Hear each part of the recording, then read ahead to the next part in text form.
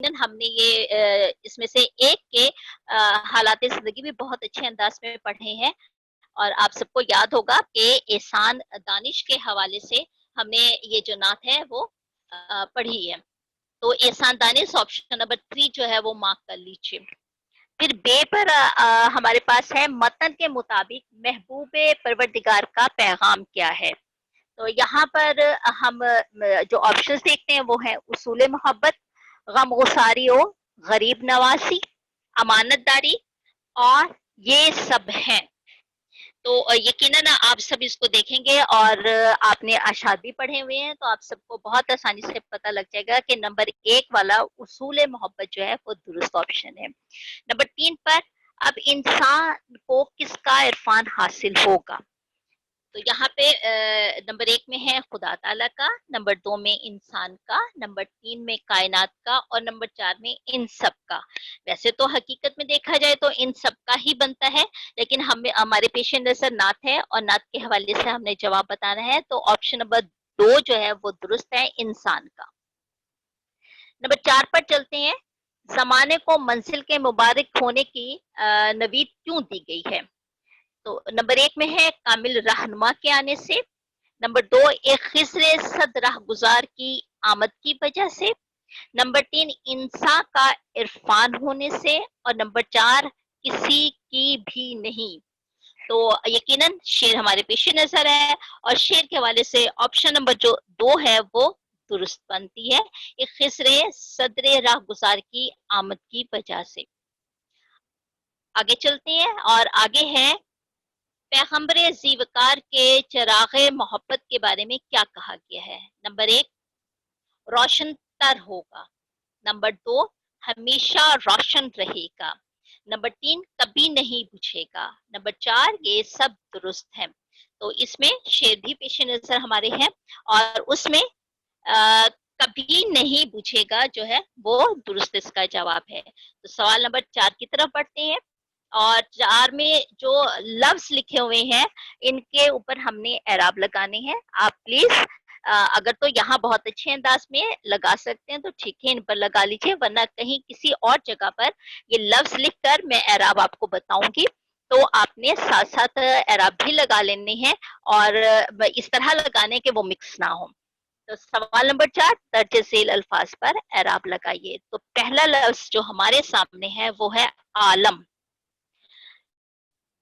پڑھنے سے یہ اندازہ ہو رہا ہوگا کہ عین کے اوپر زبر ہے، الف جو ہے وہ ساکن ہے، لام کے اوپر پھر زبر ہے، اور میم جو ہے وہ ساکن ہے. میں دوبارہ دوہرا دیتی ہوں. عین کے اوپر زبر ہے، الف ساکن ہے، لام کے اوپر زبر ہے، اور میم ساکن ہے. اس کے بعد اگلے لفظ کی طرف آتے ہیں تو ہمارے پاس ہے سکون.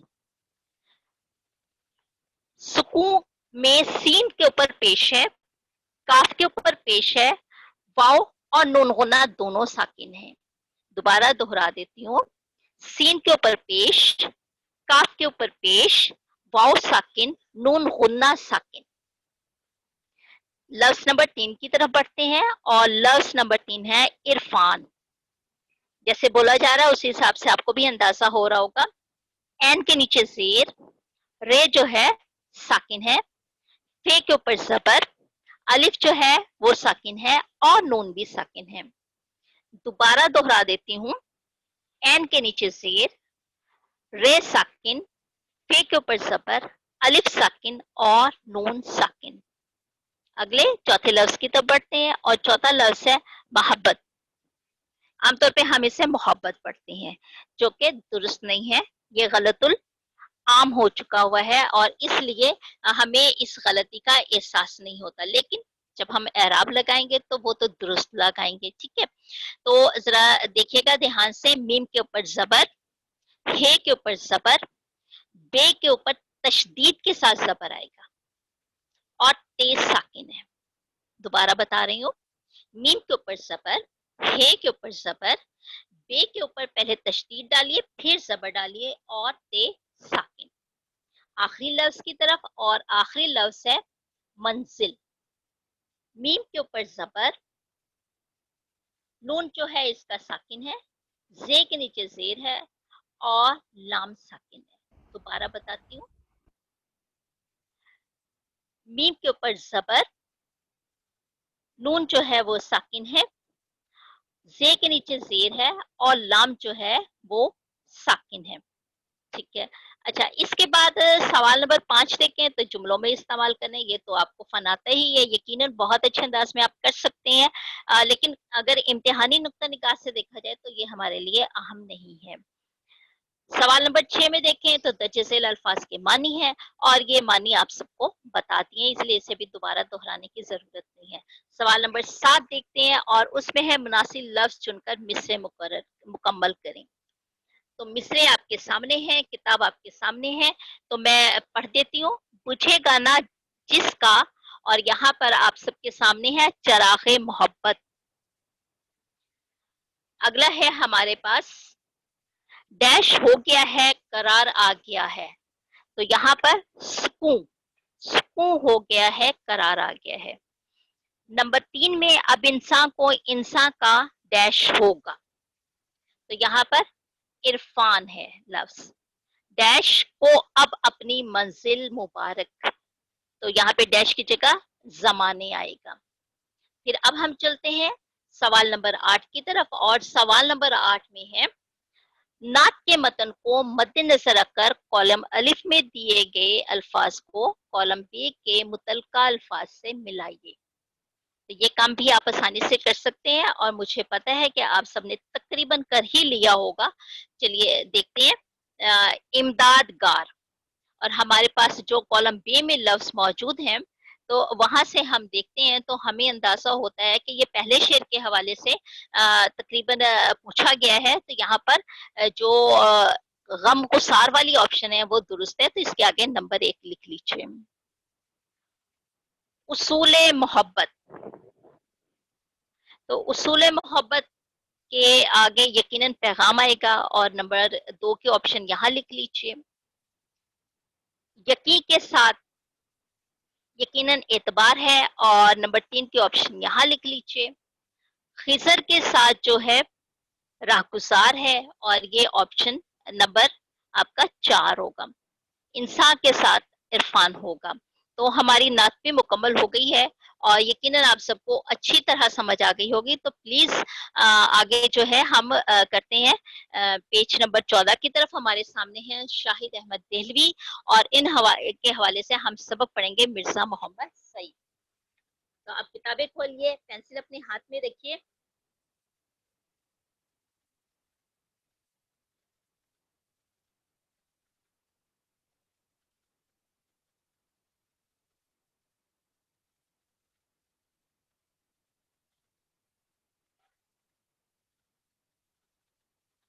जी, तो आज हम पढ़ेंगे शाहिद अहमद देहलवी यानी मिर्जा मोहम्मद सईद जिन्होंने लिखा, उनके हवाले से जानेंगे। और मेरे पास एक अच्छी सी बात है, अभी कोई शक नहीं, मैं एक और अच्छी सी बात पढ़ रही थी और वो भी बहुत अच्छी थी, और यकीनन आप सब तक पहुंच गई होगी। तो जो अच्छी सी बात है वो ये है कि और जो शख्स कोई गुनाह या खता करके किसी बेगुनाह के जिम्मा थोप दे, यानी उस पर इल्जाम लगा दे किसी और पर, उसने बड़ा बुहतान उठाया और खुला गुनाह किया। आमतौर पर मजाक में नॉर्मली क्लास में भी अक्सर ऐसा होता है कि गलती किसी की होती है और नाम किसी और का ले लिया जाता है, तो वो भी मजाक में भी दुरुस्त नहीं है। और यहाँ इसी हवाले से बता दिया गया है कि कोई शख्स गुनाह करे या गलती करे और वो किसी और पे उस पर इल्जाम लगा दे, तो इसके हवाले से जबरदस्त किस्म की सजा मिलेगी, क्योंकि ये खुला गुनाह है। और खुला गुनाह के हवाले से आप सब अच्छी तरह जानते हैं कि अल्लाह ताला की पकड़ जो है वो सख्त होने वाली है। तो इसलिए आप सब ने कोशिश करनी है कि मजाक में भी अपनी किसी गलती या किसी गुनाह के बारे में किसी दूसरे पे इल्जाम मत लगाइए। तो हमारे सामने मौजूद है शाहिद अहमद देलवी, जो मुसन्निफ है मिर्जा मोहम्मद सईद के, और इनका साल पैदाइश जो है वो 1906 है, और साल वफात 1967 है। हालात जिंदगी किताबें आपके सामने हैं, पेज नंबर आपके सामने मौजूद है 12, इसको प्लीज 12 इसको निकाल लीजिए, अपने सामने रखिए, ताकि यहाँ से हम साथ साथ पढ़कर मुश्किल अल्फाज के माने जो है वो वज़ा करते जाएं और समझते भी जाएं। तो आमतौर पर एक पुराने दौर में और अब भी कुछ जगहों पर ऐसा ही है कि जिस शहर में लोग रहते हैं तो उसी की जो सिफतें نسبتی ہے نا وہ بنا کر اپنے نام کے ساتھ لگا لیتے ہیں، جس سے اندازہ ہو جاتا ہے کہ یہ وہاں کے رہنے والے ہیں۔ بالکل اسی طرح دہلی میں شاہد احمد دہلوی پیدا ہوئے ہیں اور انہوں نے اپنے نام کے ساتھ دہلوی لگا لیا ہے۔ تو شاہد احمد دہلوی دہلی میں پیدا ہوئے اور وہ ڈپٹی نذیر احمد دہلوی کے پوتے اور مولوی بشیر الدین احمد کے فرزند تھے۔ تو فرزند کا مطلب ہوتا ہے بیٹے، اور پوتے کا آپ کو مطلب پتہ ہی ہے کہ بیٹے کا بیٹا۔ تو ان کے دو جو ہیں بہت جو نامور لوگ ہیں ان کے ساتھ رشتہ موجود تھا، اور وہ رشتہ کیا تھا کہ وہ ڈپٹی نذیر احمد، اور ڈپٹی نذیر احمد آپ کو پتہ ہے کہ اردو کے پہلے ناول نگار ہیں، تو ان کے پوتے تھے اور مولوی بشیر الدین احمد کے فرزند تھے۔ ان کا ذکر آپ مرزا غالب کے جو خطوط آپ نے پڑھے ہیں نا، اس میں ان کا ذکر کہیں نہ کہیں موجود ہے اور آپ سب کو تھوڑا بہت یاد بھی ہوگا۔ تو 1925 میں انہوں نے ایف سی کالج لاہور سے ایف ایس سی کرنے کے بعد میڈیکل کالج میں داخلہ لیا۔ ایف سی کالج کے بارے میں آپ سب جانتے ہیں، تو وہاں سے انہوں نے ایف ایس سی کا امتحان جو ہے پاس کر لیا اور اس کے بعد میڈیکل کالج میں داخلہ لے لیا۔ مطلب لگ رہا ہے کہ ڈاکٹر بننے کا ارادہ تھا، لیکن شدید بیمار ہو گئے، چنانچہ طبی تعلیم جاری رکھنے کا ارادہ ترک کر دیا۔ یعنی جب انہوں نے میڈیکل کالج میں داخلہ لیا تو بیمار ہو کے بہت شدید قسم کے، تو چنانچہ جو میڈیکل کی تعلیم تھی، طبی سے مراد میڈیکل والی ہے، تو اس کا ارادہ ترک کر دیا، یعنی اسے چھوڑ دیا۔ بعد ازاں کا مفہوم ہے اس کے بعد دہلی سے انگریزی ادبیات میں بی اے آنرز کیا، ڈگری کا نام ہے، ٹھیک ہے۔ تو اور ساتھ ساتھ ایم اے فارسی کا امتحان بھی پاس کیا، یعنی 2 ڈگریاں ان کے پاس ہوگی، انگریزی ادب میں بھی اور فارسی کے حوالے سے۔ ٹھیک ہے، اس بات کو پیش نظر رکھنا آپ نے کہ کہاں پیدا ہوئے، شاہد احمد دہلوی دلی میں پیدا ہوئے، اور ان کے 2 معزز اور نامور شخصیات کے ساتھ تعلقات تھے، اس میں ایک ڈپٹی نذیر احمد دہلوی جو اردو کے پہلے ناول نگار ہیں، ان کے یہ پوتے تھے، اور مولوی بشیر الدین احمد کے فرزند تھے۔ تو پہلے تو 1925 میں انہوں نے ایف سی کالج لاہور سے ایف ایس سی کا امتحان پاس کیا اور پھر میڈیکل کالج میں داخلہ لے لیا، لیکن شدید بیماری کی وجہ سے طبی تعلیم جاری رکھنے کا ارادہ ترک کر دیا، چھوڑ دیا، اور پھر انہوں نے کیا کیا، انگریزی ادبیات میں یعنی انگریزی ادب میں بی اے آنرز کیا اور فارسی میں ایم اے کر لیا۔ اب آگے چلتے ہیں، اور آگے ہے قیام پاکستان کے بعد شاہد احمد دہلوی کراچی منتقل ہو گئے، اور تصنیف و تالیف کے ساتھ ساتھ انہوں نے انگریزی ادب سے تراجم کا سلسلہ بھی جاری رکھا۔ تو یہاں پر تصنیف و تالیف کا مفہوم آپ کے سامنے موجود ہے کہ کتاب لکھنا ہے، تصنیف کا مطلب، اور تالیف کا مطلب پہلے بھی میں نے بتا دیا تھا، مؤلف اور تالیف اسی حوالے سے ہے کہ مختلف کتابوں سے مضامین چن کر کوئی کتاب ترتیب دے دینا، ٹھیک ہے۔ تو انہوں نے انگریزی ادب سے تراجم کا سلسلہ بھی جاری رکھا، یعنی ایک تو انہوں نے یہ کیا کہ اپنی کتابیں لکھی، ساتھ ساتھ یہ کیا کہ مختلف لوگوں کے مضامین چن کے کتابیں مرتب کی، اور ساتھ ساتھ انہوں نے یہ کیا کہ انگریزی ادب کی کتابوں کا اردو میں ترجمہ کیا اور انہیں بھی کتابی شکل دے دی۔ اچھا، اس کے بعد پاکستان رائٹرز گلڈ کی تشکیل میں نمایاں خدمات انجام دی، ایک تنظیم کا نام ہے، اس میں انہوں نے معاونت کی اور اس کو قائم کرنے میں انہوں نے بہت جو ہے اعلیٰ قسم کے خدمات انجام دی۔ تو 1963 میں انہیں مجموعی ادبی خدمات کی بنا پر تمغہ برائے حسن کارکردگی سے نوازا گیا، یعنی ادب میں ان کی جو خدمات تھی وہ بہت نمایاں تھی، اسی لیے انہیں ایک تمغہ دیا گیا برائے حسن کارکردگی۔ تو یہاں تک بات واضح ہوگی کہ قیام پاکستان یعنی جو شاہد احمد دہلوی ہیں، آپ سب کے ذہن میں ہوگا کہ دہلی میں پیدا ہوئے، اور دہلی جو ہے وہ ہندوستان کا حصہ ہے، بھارت کا حصہ ہے، تو جب پاکستان وجود میں آ گیا تو پھر کہاں آ گئے، شاہد احمد دہلوی کراچی آ گئے۔ تو انہوں نے 3 کام کیے، ایک تو اپنی کتابیں لکھی، تصنیف کا کام کیا، تالیف، دوسروں کی کتابوں کے مضامین جو ہے مرتب کر کے انہیں کتابی شکل دی، اور تیسرا کام یہ کیا کہ انگریزی ادب سے مختلف کتابیں چن کر ان کے ترجموں کا سلسلہ جاری رکھا اور انہیں بھی کتابی شکل دیتے رہے۔ اس کے علاوہ ایک تنظیم رائٹرز گلڈ کے حوالے سے انہوں نے اس کو قائم کرنے میں بھی نمایاں جو خدمات ہیں وہ انجام دی۔ तो फिर क्या हुआ, 1963 में इन्हें तमग़ा हुस्न कारकर्दगी जो है वो दिया गया अदबी खिदमत के हवाले से। अगले पैराग्राफ की तरफ चलते हैं। शाहिद अहमद दिलवी जुबान और बयान पर कामिल उबूर रखते थे। कामिल का मतलब होता है मुकम्मल, उबूर का मतलब होता है महारत। तो जुबान और बयान पर महारत होगी ही तो इंसान कलम उठा सकेगा। अगर उसका ज़ख़ीरा अल्फाज जो है महदूद है और उसे अच्छी जुबान नहीं आती तो उसके लिए लिखना जो है बहुत मुश्किल हो जाता है। आप खुद ही देखिए कि अगर एक मज़मून लिखने के लिए दे दिया जाता है किसी उन्वान पर, तो अगर ज़ख़ीरा अल्फाज अच्छा नहीं है, मालूमात अच्छी नहीं है, तो लिखना ज़रा मुश्किल हो जाता है। उनकी जुबान आसान और आम फहम है। आम फहम का मतलब है आम लोगों की समझ में आने वाला। यानी उन्होंने जो जुबान इस्तेमाल की है अपने मज़ामीन में, अपने जो किताबें लिखी हैं उनमें, वो आसान भी है और लोगों की समझ में भी आने वाली। वो मौसीकार भी थे, लेकिन उर्दू अदब ही उनकी पहचान है। यानी उनकी एक और खसूसियत थी कि वो मौसीकी का इल्म भी रखते थे, लेकिन असल जो उनकी पहचान बनी वो उर्दू अदब के हवाले से बनी। अगले पैराग्राफ की तरफ चलते हैं और अगला पैराग्राफ है कि डॉक्टर जमील जालबी के मशवरे पर उन्होंने खाका निगारी शुरू की। खाका निगारी का मतलब होता है, ये एक सिन्फ है, जैसे अफसाना होता है, जैसे नॉवेल होता है, तो उसी तरह एक सिन्फ है। और इसमें ये होता है कि किसी एक शख्सियत को सामने रखकर उसका हूबहू नक्शा खींच दिया जाता है, ना सिर्फ उसके नकुश के हवाले से बल्कि उसके किरदार के हवाले से भी। तो इसमें ये मशवरा किसने दिया था? जमील जालबी ने दिया, और इसमें ये काफी कामयाब भी रहे। इस हवाले से इनकी 2 किताबें मौजूद हैं। तो इसमें ये हम इनकी कुछ किताबों के नाम पढ़ते हैं। गंजीना गोहर, जिससे जेर नजर खाका लिया गया है, यानी ये जो मिर्जा मोहम्मद सईद का खाका, ये खाका है जो आपकी किताब में मौजूद है और जिसे अभी हम पढ़ेंगे। ये लिया गया गंजीना गोहर से। और बज़्म खुश नफ्सा इनके खाकों के मजमूए हैं। यानी एक और किताब है, पहली किताब गंजीना गौहर और दूसरी है बज़्म खुश नफ्सा, वो भी खाकों पर ही मुश्तमिल है। इसके अलावा इनकी तसानीफ में उजड़ा दियार, दिल्ली की बिपता और धान के खेत शामिल।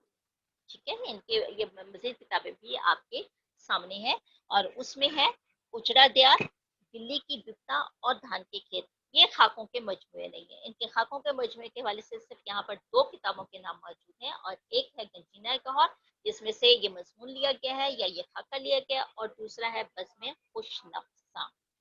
तो ज़ेरे नज़र का मतलब होता है नज़र के सामने, यानी जो बिल्कुल वाकई हमारी नज़र के सामने है। तो मिर्ज़ा मोहम्मद सईद की तरफ चलते हैं और मिर्ज़ा मोहम्मद सईद सफ़ा नंबर 13 पर, उसके अल्फाज मैंने आपके सामने है स्क्रीन पर, और साथ-साथ जो है मैं आपके लिए सबक भी पढ़ती हूँ और समझाने की कोशिश भी करती हूँ।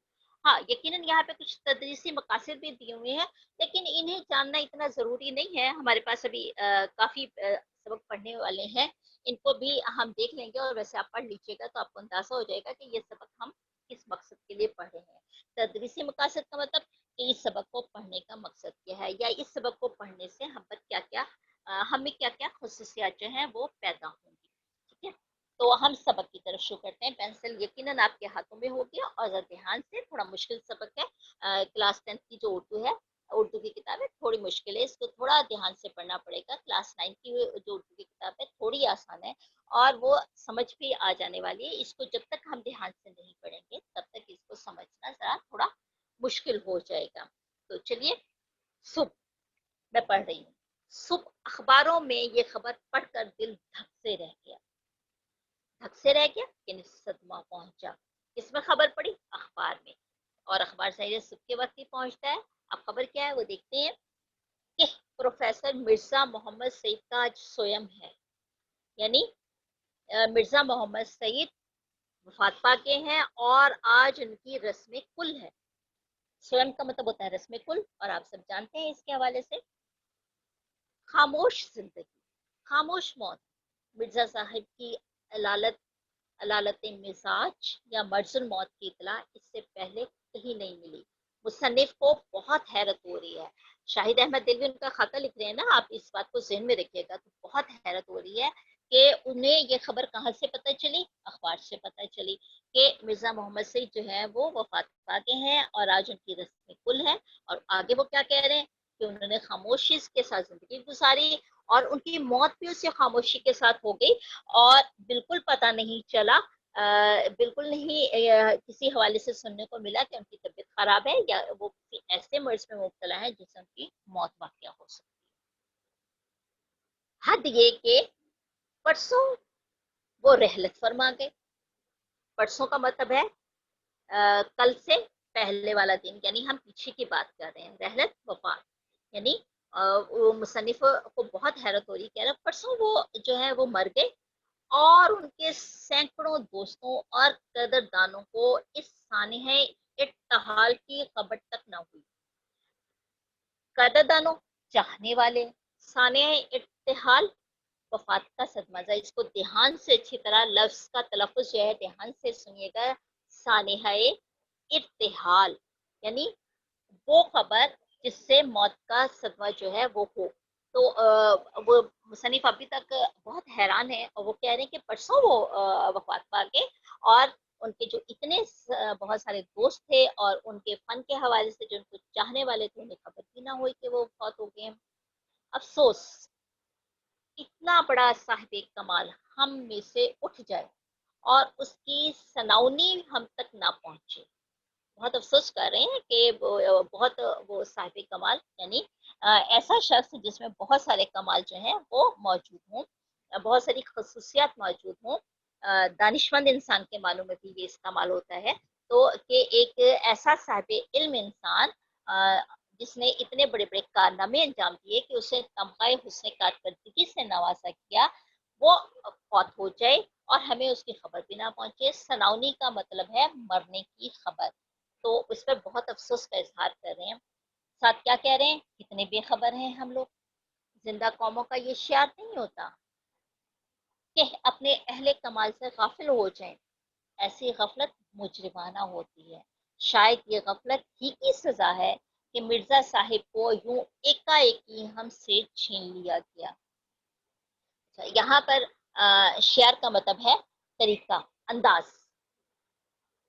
مجرمانہ، غفلت مجرمانہ سے مراد ہے ایسی غفلت جس کی پکڑ ہو، یعنی جو مجرموں کے ٹہرے میں لا دے. تو یہاں پر پھر وہ ایک انتہائی افسوس کا اظہار کر رہے ہیں، کہہ رہے ہیں کہ ہم لوگ کتنے بے خبر ہیں اور کہ ہم میں سے ہمارے جو اہل علم لوگ ہیں وہ رخصت ہو رہے ہیں اور ہمیں ان کا پتہ بھی نہیں چل رہا. یعنی اس سے مراد یہ بے خبر سے مراد کہ ہم لاپرواہی کر رہے ہیں.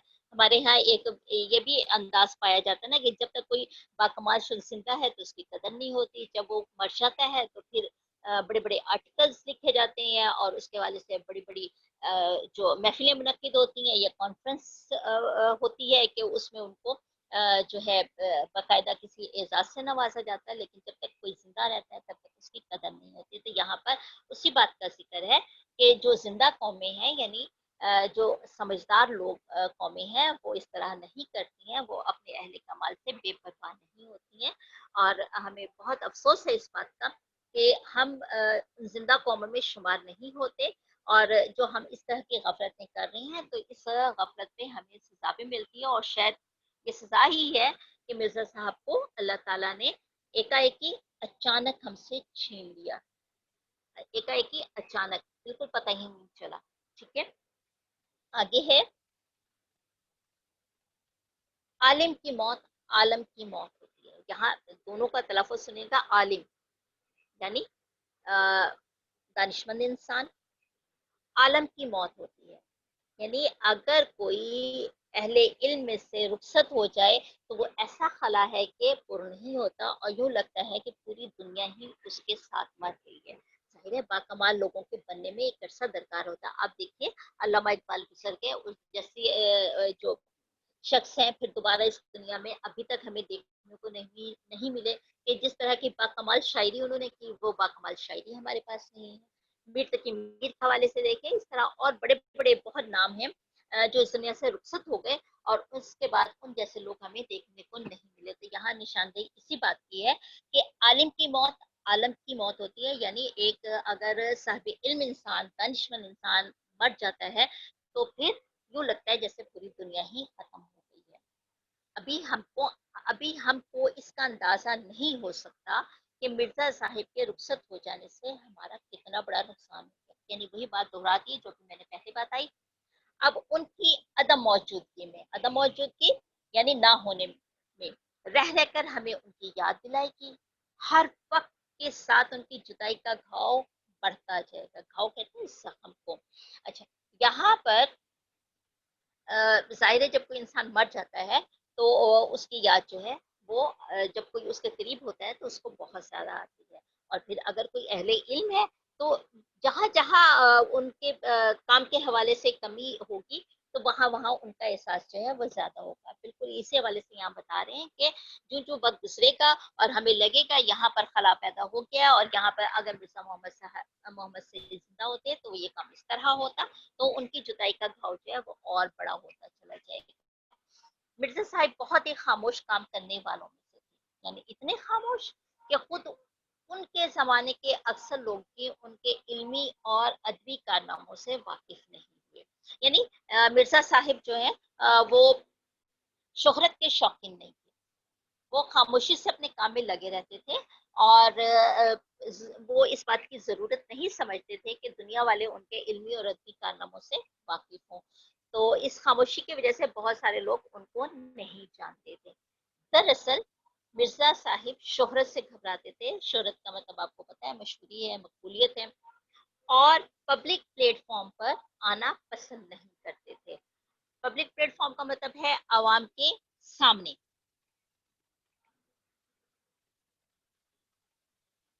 काम करते थे, सताइश की तमन्ना और सिले की परवाह से बेनियाज होकर। सताइश कहते हैं तारीफ को, सिला कहते हैं बदले को, बेनियाज होकर बेपरवाह होकर। अच्छा, हम यहीं तक पढ़ते हैं। मैं चाह तो रही थी कि आप को ये मैं पेज पूरा करवा दूं, लेकिन चलें कोई बात नहीं, हम फिर शुरू कर लेंगे। तो आज के लिए इतना ही, और मुझे तवक्को है कि सबका सब आपको बहुत अच्छी तरह समझ आ गया होगा। अपना बहुत ख्याल रखिएगा, और अगर कोई सवाल है तो प्लीज मुझसे पूछ लीजिए।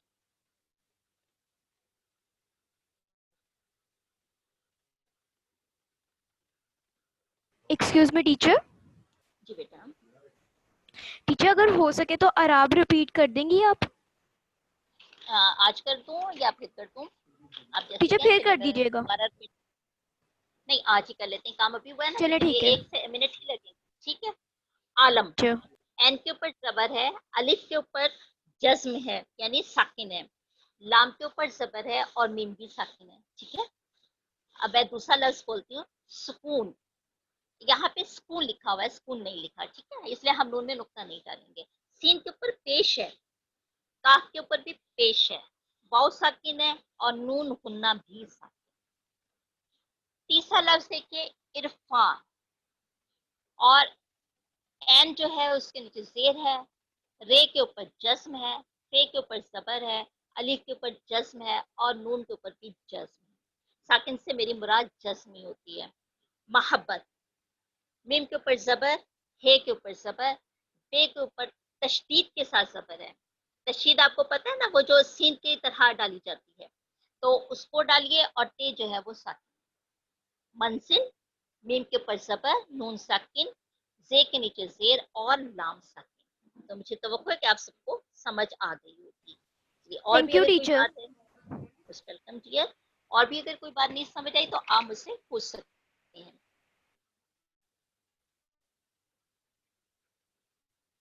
अच्छा, मैं अब आपकी अटेंडेंस ले लूं।